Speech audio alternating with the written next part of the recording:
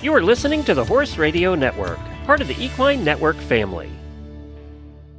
Well, hello, everybody. Welcome back. It was so good to have you here at the WESA Retail Roundup. I am Glenn the Geek, founder of the Horse Radio Network and host of Horses in the Morning. We just had our 15th anniversary on November 1st, so we've done over almost 4,000 episodes now of that show, one of the longest-running daily podcasts in the world, all about horses. And welcome to the WESA Retail Roundup. We're glad you're here again. We're your go-to virtual hub for all things retail. We do panel discussions, we do webinars, we do sessions like today where we have fantastic guests to help us out with how to do things better in our retail operation, whether it's English or Western, or even and sometimes you could be a manufacturer, things like that. This all applies to you as well. And it's only 2 months away now from WESA, actually, in Dallas. So we're looking forward to that as well. Now, Amanda Harridan is here. She joins us to share how retailers can harness social media storytelling, video trends, and creator-style content strategies to grow visibility, to connect with customers, and to boost sales, which we all want, all without needing a full-time marketing team. And that is something that, this is a topic that we've covered here on the show before, but I feel like I learn something every time. And if we can be more efficient at this, the better off we are, because we all have other things to do, and this is just one of our many jobs. Amanda is a Western lifestyle content creator known for blending authentic storytelling with marketing instincts. Hey, Amanda. Hi, how are you? Good. So we just discovered you're in Georgia, right? Yeah. When you said East Coast, I was like, well, maybe he's on the East Coast too. Yes. But yeah. Right? I'm a Georgia gal. I'm 4 hours from you, just down 75. Yeah. Although you're in the north side of Atlanta, so it may be 5 or 6 hours depending on traffic. Honestly, yeah. Depending on how many wrecks there are, if there's a game or a concert going on, you never know. Atlanta is a nightmare. I assume you're a horse girl.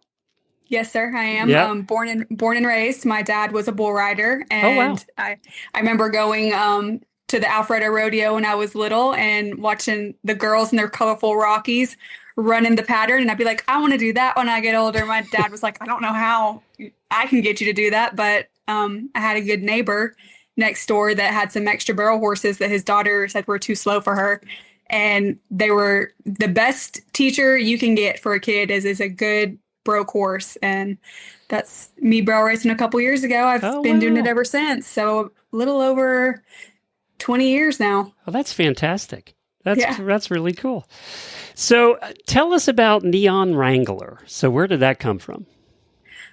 Okay, so it is kind of funny because I did used to wear like very neutral colors when I barrel raced, but like I said, Were you the only one? No. In a sea of neutral, be neon is what I say, because there's not many people that, unless you're like 5 years old, you don't wear neon colors quite as much. But I did grow up in the 90s, and I remembered that was my favorite time was the 90s and rodeos and those colorful shirts that everyone wore with the fun patterns and the colorful Rockies. Like when I think of those rodeos my dad went to, like that's what I remembered. So I used to just be a barrel racer. I had no fashion sense. I mean, I'd wear basketball shorts and a big t-shirt, and my husband's friend's nickname for me sometimes was Butch, because that's just how I dressed. Like no fashion sense. And in 2017, we went to the NFR for the first time. And one of my friends who was very fashionable was like, you have to dress up for that, right? I was like, it's just a rodeo. What? Yeah. I'm gonna wear my Spur Life shirts, and that's who I was going with. Just was a my rodeo. Friend. Yeah, it's just a big. I haven't been to any big rodeo. I've just been to stuff on the East Coast. I hadn't been to Rodeo Houston or nothing like that at this time, so I didn't know what a big rodeo was. She was like, "No, we have to pick out your outfit." So she came over and somehow helped me throw together 10 outfits, because we were there all 10 days. My first time going, which I don't recommend to anyone. Do not go. No, that's jumping in the deep end. That's my friend was one of my best friends is a vendor. He owns Spur West, these little buckle necklaces that you've probably seen, and he was selling T-shirts at the time, and he was going as a vendor, and we were all going out there to help him, and we learned a lot that year. We learned a lot about being first-time vendors, first-time goers, first time in Vegas. It was an experience. But anyway, I've kind of built on fashion ever since then. Like I kind of saw a way into this industry that wasn't just barrel racing. It was like a new way for me to be involved in the Western industry that wasn't just revolving around horses. And I've been every year since. This is my 9th year going. In 2020, when they had it in Texas, I was walking past the Neon Moon Saloon, and that was kind of back in the time when people were coming up with trendy Instagram names, like West Desperado had one, Retro Amiga, Western Gringo. All the cool girls had cool names. And I text my friend that owns Spur West, and I was like, I want a cool name. I said, help me come up with something. I was like, I want to be one of these fashion girlies. I don't want to be just a barrel racing page anymore. And I was walking past, I said, I like the word neon. I like Neon Moon Saloon. I like something like that. And he was like, well, what about Neon Wrangler? And I was like, ooh, I like that. And so I changed my name. And then I did a photo shoot as Barbie. It was like when Barbie was coming out or something. And I did a photo shoot as Barbie and wore a wig, a pink wig. And then I was like, wait, if I'm the Neon Wrangler, I need to wear colorful stuff. Like, that's a new way for me to hit the market right there. Not many people wear really bright, colorful stuff all the time. And it's just kind of escalated from there with the name and now the clothing. And obviously it works. You're here. So, it does. Yeah. It made me, and I did always like to stand out. Even as a barrel racer, I would do quirky little things. Like I wore my belt buckle sideways on my hips sometimes, or I hate to admit this, but I would tuck my pants into my boots so you could see the tops of my boots. Like, not many people did stuff. I just wanted to do little things to stand out. So I guess it's kind of always been in me to be the one that likes to stand out. So what's the lesson there for retailers and their brands? Even if you got the same product, you can market it a little bit different by just changing up a little something, or maybe changing up how you market it just to make it stand out, because people remember things that stand out instead of blending in with the crowd. You start out your marketing one way. Let's say a store's been open for a long time and they've done kind of their social media one way. And maybe it's been okay, right? It's not been super successful. It's just been okay. Can you go a whole different direction successfully? I think so. I think if you go and just really focus on building a connection with your audience likes buying from personal connections, and like they want to feel like they're your friend. Like that's how, and I see this working well with businesses, not just creators too. Like businesses that come on here and they act like they're the content creator and they put their face with their brand, and people want to feel like they're buying from their friend, they're supporting their friend, they're showing up for their live sales and stuff like that. They just want to feel included. And I think if you totally rebranded yourself, as long as you did it the right way, you could. Yeah, I agree. I think they do. I think so too. And by the way, that answer that you just gave is people want you to be their friend. Is the answer that we've gotten from most of the guests we've had on this show. Yeah. And it's true even in podcasting and in content creation, whether you're doing it for your store or for yourself or for a show or whatever you're doing it for, all has kind of the same rules. Our listeners on Horses in the Morning feel like we're their best friends. We're in their ears every day. Yeah. I may not know them, but I'm their best friend. And that's true. Tampa Airport does a tremendous job with their social media. They have the best social media because it's down to earth. It's entertaining. I feel like I know those people and could go to dinner and have a drink with them. And that's what you're looking for in your store. I don't care how big you are. Chewy has done a very good job of that too. I've actually heard about Tampa Airport too. Yeah. And not to pick one out, but Chewy's done a good job with that, with their social media, as being relatable and being friendly. Friendly is a good word, actually. Yeah. I totally agree. Yeah. So and that's a good word in how your media comes across. Does it come across friendly, or does it come across, I'm a business, I'm in business, I'm trying to sell you something? And I think that's a good lesson too, right? Exactly. Yeah. I think you have to find a fine line on being friendly, but also cutting to the chase quickly. And it is such a fine line, and you really have to narrow it down and see what works for you. but you want to be friendly, but you don't want to come off too long-winded at the beginning of videos. You kind of want to come off like you're in the middle of a conversation with the best friend, FaceTime type of situation, and you're getting straight to the point with them. They want to feel like they're in conversation, but they want you to get to the point almost immediately. Like it's so tricky on how to actually gather someone's attention nowadays, but we don't want to feel like we're being sold to. We want to be able to stop scrolling with you telling us a relatable story or whatever it is, but we want you to get to the point quick. We don't want you to be too long-winded with how you're talking. I noticed a lot of the very successful content creators now also have a catch line that they use at the beginning of every one of their videos. And it's one line. It's not a paragraph. It's not sentences. It's a couple of words or one line. And I find myself going, okay, I need to hang around for this because I've heard that line before and I liked what came next. It's the power of association there. Yeah. That one line is what got my attention. And I remembered the second time I saw them pop up, okay, I need to hang around for what's after. I totally agree. Some of the most popular people, they do have that like catchphrase they say at the very beginning. I haven't been able to come up with one yet. I wish I could.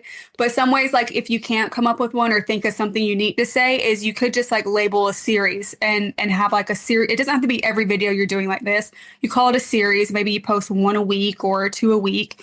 And you could call it like Cowgirl Tuesdays, like, or get dressed with me Tuesdays, or, whatever. Okay, catchier name than that, but like something that kind of like goes together. Just whatever you can think of where at least they'll recognize that on your page once or twice a week versus you can't come up with the same catchphrase to say every single video. That becomes your catchphrase, though. We do segments in the show that we do every week, and people know those segments by the title of the segment, and they know what's coming when they hear the segment. So if you do, Colorful Thursday, I don't care if it is the most clever name in the world, right? Yeah. If you do Colorful Thursday, people are going to go, okay, I liked Colorful Thursday the last time. I got to hang around for it again this time. Yep, I agree. It's all association, and I can't agree with you more about the titles, and about coming up with, we call them segments in our shows, but coming up with the names for the segments. It gives them something to relate to and to look forward to. Yep, we call them series online, and you can do whatever you want with it. There's so many different series. You could do a different series every single day and draw a new audience for every single different little thing you're doing, or maybe an audience likes every series you're doing. But now you ended up on being TikTok's your big place, right? Your favorite? Instagram is actually my bigger place. Okay. Yeah. TikTok did grow faster for me, but then I focused more on Instagram. So why Instagram? Did you find more of your people there?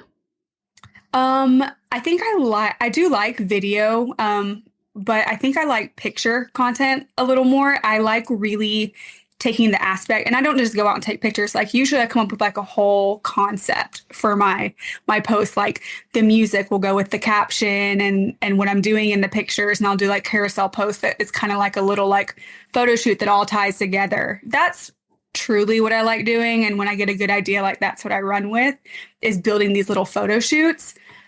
Video form content was just something I was doing for fun back in the day when it first started, and realized that not a lot of the content creators were at first. And that's how I jumped on it pretty quick. I never did much storytelling, and now I'm getting more into that with barrel racing vlogs and stuff like that on my other TikTok page that I have just for barrel racing. But nowadays I just kind of do like get styled with me videos and a little more talking, some unboxings. Unboxings I think are getting a little bit dated in my opinion. But people still love to like your core audience still loves to watch them. They love to watch what you get and see what new stuff you're bringing in. I do know a couple of retailers that do unboxings and do very well because they're unboxing large boxes of stuff they're getting in for the store, so then it's a little bit different, right? And I think that's a great idea for a store to do because the people want to see the newest product you're bringing in. Your core audience is going to want to see that. Now, someone that doesn't already follow you may scroll past it, but that's where you build a connection with the people that already do follow you. The ones that I've seen do it very well are doing it in a way, so they do the unboxing, but during the unboxing, they already have it set up that somebody has the outfit on. One of their employees has the outfit on. So after they do the unboxing, the employee comes in and, they do it in a very funny way too. So, I mean, that's perfect. You can look at stuff in a bag, right, that's ready to hang up on the wall, but that's not as exciting as seeing it, right, and seeing it on somebody. That's a great idea. So they do have it kind of set up that way. And the one even had a horse at the barn with the blanket already on, and the horse was not cooperating, which made it even funnier, so it, and again, it's what we've said in the past, and you've learned this too, I'm sure, is that it doesn't have to be perfect. Matter of fact, if it's not perfect, it's probably a little better. Honestly, consistency is key. So let's get back. We haven't talked a lot about doing the slideshows, which, by the way, are a video. It's just not you talking in a vid. It's not you in front of the camera doing a selfie video, right? But it is a video. It's video. You're showing a series of pictures with music. It's video. Yeah. So let's get back to that, because there's a lot of our retailers that may not be comfortable in front of the camera at all. That's just not something they're ever going to do. Have you found that these are still effective on a place like Instagram? Yeah, carousel posts, I think they're still very effective. They still perform very consistently. Now, I say they perform well with your audience. I don't think they're drawing in a whole lot of new people to your page. Right now, if you're wanting to get new eyes on your page, trial reels and reels in general are the way to get like new audiences to your page. But they're being shown to your followers very well. And that's how you build a real audience that trusts you and will buy product from what you post and support and comment on your stuff, and then go like the brands that you've tagged and, follow them. I mean, to me, it's more important to have an engaged audience than to have a high amount of followers. I totally agree. I'm lucky to have what I have, but I would much rather have an engaged audience that really supports what I do and likes what I do. Totally agree. I mean, we don't have the biggest podcast audience in the world, but our latest survey, 90% of them bought a product we recommended from a sponsor in the last year. That's awesome. That's what you need. Numbers. That's what you want, right? It doesn't matter if it's 10 million, if you have 1,000, but 90% are going to buy something because they trust you. That's what you need. And it's the same with retailers doing this.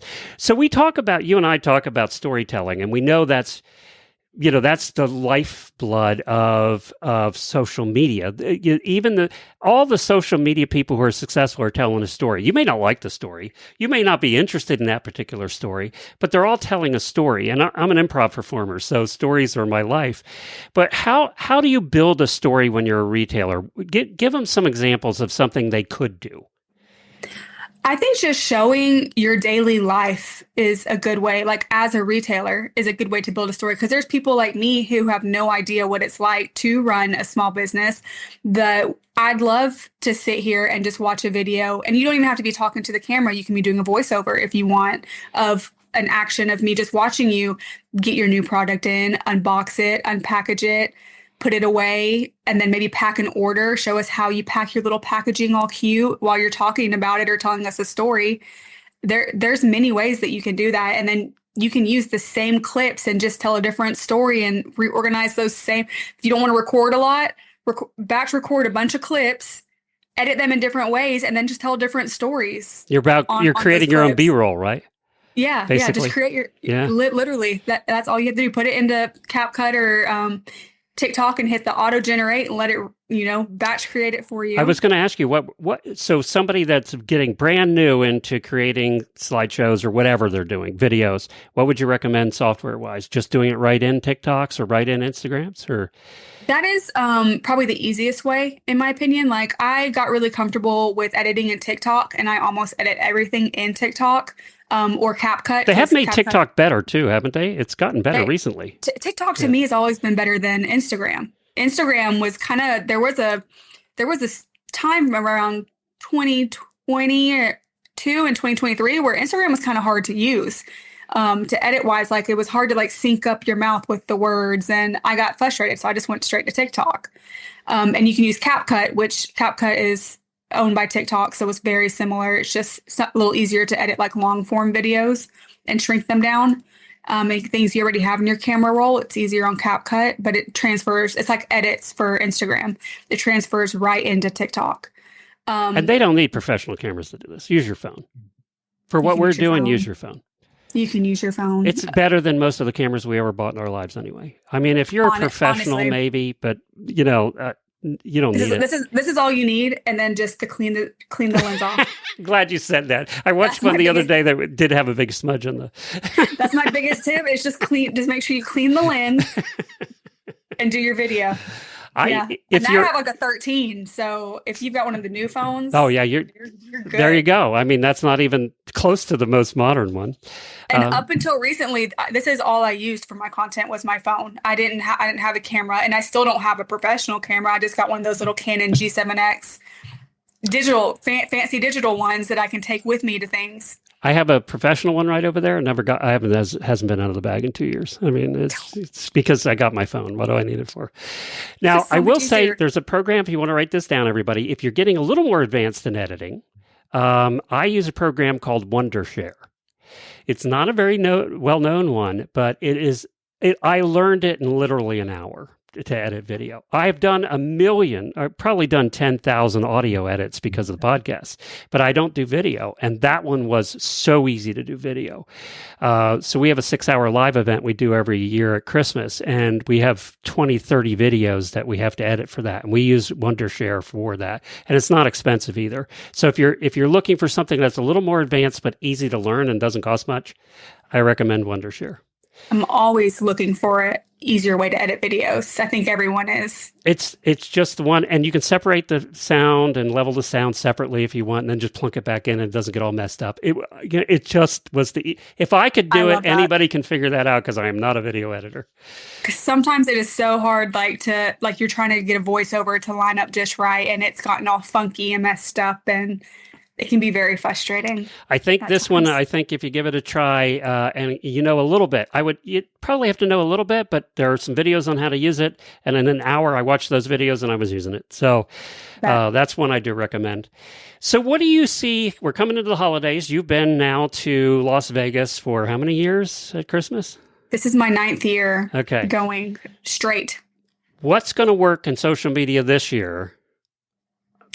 This year, I'm taking a little different approach because I swear the days in Vegas are 2 times speed. They go by so fast. Everything in Vegas goes by so It does. I don't know if it's the time difference. I think it's the dinging in our ears the whole time. I think that's what does it. It is. But I mean, your days can really slip by. And with me being a content creator in fashion, strictly, I wear 2 outfits a day. And those 2 outfits a day are brand deals. So I have to get good pictures of them. Sometimes I find myself it's 12 o'clock at night, Vegas time, which is 3 a.m. Georgia time, in case y'all didn't know.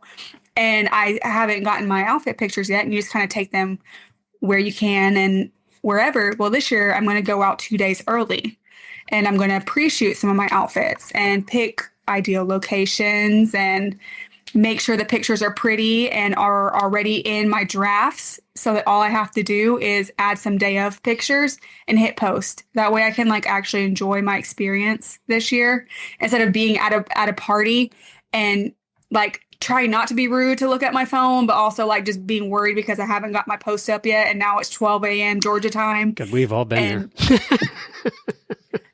There's nothing. And I think that's what makes it so stressful is literally I'm wanting to be present in the moment, but also I'm just so looking at my phone worried about posting the content. And now I'm behind and I haven't posted yesterday's content yet. And it's interesting because a lot of people probably look at content creators and go, oh, that's, a cushy thing. And they get to do all this fun stuff. What they don't realize is while we're doing all that fun stuff all day long, all we're thinking about is the video. Absolutely. Or the audio or whatever it is. All we're thinking about is our next post. You're literally, you're just there. You're working 24/7. There's times when I come to WESA specifically, I come with my friend Bree and we wake up and we're editing what we did yesterday and we're trying to get it posted. We go straight to WESA to create more content. We eat, we come home, we're editing. We wake up editing, we go to bed editing. We are doing our little showroom visits and seeing the brands in between and sitting down, trying to give ourselves a 10-minute window in between to edit and post. We're working from sun up to sundown at every event we go to. I've hosted almost 5,000 episodes of podcasts now. And the thing I always say is this is the fun part. Everything else is work. It's a job. Everything else is work that we have to do. This is the fun part right here. This is the part we look forward to, that you look forward to, is the creation part. But then everything else has to get done or nobody sees the creation. Literally, if I could hire someone to do all my editing, all my video editing, but then be like part of my mind and get it done the way I want it done, I would in a heartbeat. Because that is the hard part, is the editing. And that's posting. The other part about content creators is we're control freaks. So that doesn't help us. Actually, it's not a plus. I need like an AI app where I can just like put some clips in there. Oh, we're close to that. It's got to be right around the corner. Yeah, we're close to that. Be here. I just don't know the name of one yet. I've looked.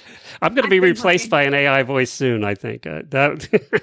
We're all going to be replaced by AI soon. And I'm just waiting for the day I get scammed by AI, because but they're not going to look at AI is not going to look as good in the outfits. They're just not.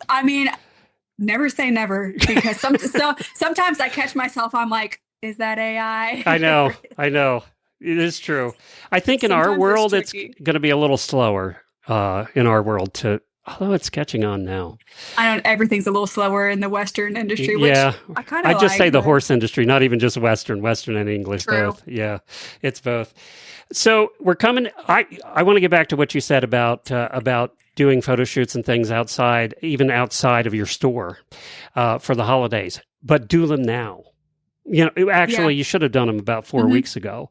Oh yeah. Yeah. But we're doing pre-NFR photo shoots. I did one last week in Arizona. I'm leaving Wednesday, going to do more pre-NFR photo shoots. So brands can use this content either while we were at NFR to push their product or right before, that Black Friday. Yep. And with retailers, NFR. You're going to get busy in another week, and it's just going to be nonstop. And you're not going to have time to think about it. That's why I'm encouraging, get that B-roll, get those pictures, get those photos done now. If you have the product in, sometimes you don't. That's a negative. If the product's coming in late, you don't have anything to do about it. But get what you can done now, and you can do the videos now and use them later. The more of that you can get done in the next 2 weeks, the better off you are.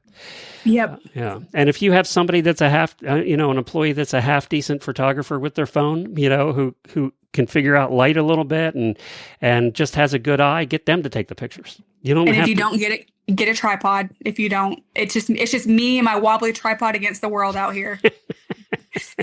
You have no idea. Trying to get, and it would be different if we were like mainstream creators in the city on pavement. No, I'm out here in the pasture on unlevel ground. Where your tripod's sitting like this. trying to get that thing to stand up straight and not fall over. Trying to find a rock to put under it. You have no idea. We've all done that. That's the most frustrating part of the job, I swear. Is just trying to get the tripod to stand up straight and not fall over in the wind. You're a horse person. You're a creator in the horse world when your tripod is 1 foot is sitting on a pile of horse poop, and that's what's holding it up level. I'm not gonna lie. I have done that before. It's been when you're frustrated and it's hot outside and you're tired, you're already sweating in the outfit, and it's daytime outside, so you can barely see your phone screen. It's already getting dimmer for some reason by the minute, and you can barely see it. And you're like, I'll use anything. You're really selling being a creator here. Sometimes I wish I had 2 phones. One, so I could record myself just doing the things I have to do to capture the content, and 2, the one to capture the content. That would be a good vlog, actually. I know. That's a write-off. I need to just get another phone. Yeah, you need to do that. You definitely need to do that. So we're running out of time. What do you want to leave retailers with as we're going into this holiday season, as it involves storytelling or video or slideshows, whatever it is? I'm going to leave you with a tip about the 2 types of videos, and that's short form video and long form video. And they're both very important to do. I don't think you should focus on one more than the other, or solely on one and not the other. I think short form video, and when I say short form video, I mean 5 to 7 seconds tops. I just posted a 5-second video last night as a trial reel. Oh, wow. You need really short. Oh, yeah. It's on my Facebook. It's on my trial reel Instagram, and it's on TikTok. On Instagram and Facebook, it's already at, I woke up, it was at 30,000 this morning. Okay, so give us an example of what a 5-second video included. Last night, what did it include? It's a video of me leg lifting around a barrel, and it's a pretty extreme leg lift. So it's something that's very eye-catching. So either your video needs to be very eye-catching, something that they're going to want to watch more than once. Like you want the people to watch it as many times as you can. Like, and if it's 5 seconds, they're going to sit there and kind of watch it about 3 or 4 times. Or it's got to have really engaging text on the screen, something that like bonus points. If you can start a fight in your comment section between people, you know, be a little controversial. I don't like fighting with them, but if they want to fight on their own in the comment section, there's nothing I can do there. But I mean, you got to do what you got to do. It gets you the engagement. So that is the quickest way to build an audience. Short form videos is how to get your page in front of new people. Okay. Long form videos, while they might not perform as well as short form videos, I think they're still very important to have, because that's how you build a connection with your existing audience. That's how they get to know you on a personal level, see what your daily life is like, see what products you use in your daily life. So like as a brand, if you send me a product, which I'll use Hey Chicks, for instance, with their hay nets. They've sent me a hay net. I did a short form video of it. It's gotten over 5 million views across platforms. Wow. That did very well. That performed very well was for them. Was your horse destroying it, or what was your horse doing to it? It's literally me just putting hay in it and closing it is all it is. And I have on the screen, it says, people don't like to use hay bags because they can be kind of hard to fill. That's a horse husband's nnightmare, hay bag. Yeah. And this is, it's like a hay feeder. So it comes down and you shove it with hay, and it is closes easy. Really easy. Yeah. It's the free up feeder. Yep, it is easy. Sorry, my throat. It's very easy to use. And I think I just said something like, oh, I don't like a little girl. I don't like using hay nets because they're hard to fill, is all I put on the screen. And because everybody that has a horse can relate to that. Yeah. And it also started an argument in the comment section. People saying, people arguing with each other about why they like hay nets, why they don't like hay nets, why my hay net's too low, why it's too high. Okay, I if you're arguing for hay nets, I have trouble with them. Just we use them, but I don't like them at all as a horse husband, I use them every day, but I use those free up feeders every single day. I can do that. Yeah.